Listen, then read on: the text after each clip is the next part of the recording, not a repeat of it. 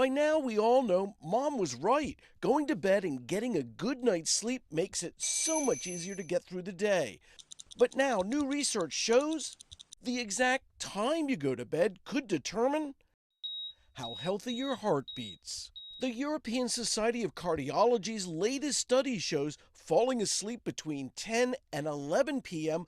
lowers the risk of developing cardiovascular disease, warning early or late bedtimes may be more likely to disrupt the body clock.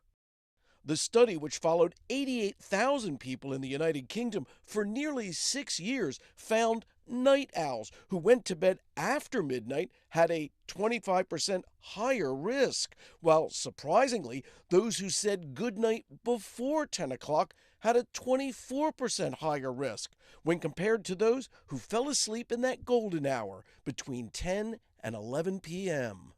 The connection between clocking what time you go to sleep and cardiac risk even more pronounced among women. People have a tendency to more think of cognitive health when they think of sleep. But remember something, when you're asleep, it's kind of giving your heart a little bit of a break to rest and relax and be ready for the next day. So when you shorten that time, your heart unfortunately doesn't get the rest that it needs.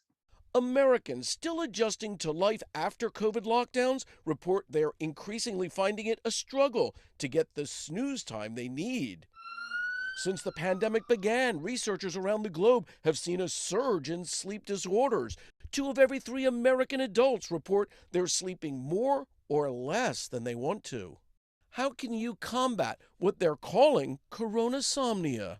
Set a timer on your phone to remind you that it's time to go to bed. Number two, have an accountability partner. The third one is don't do anything before bed where you lose track of time, like scrolling on your phone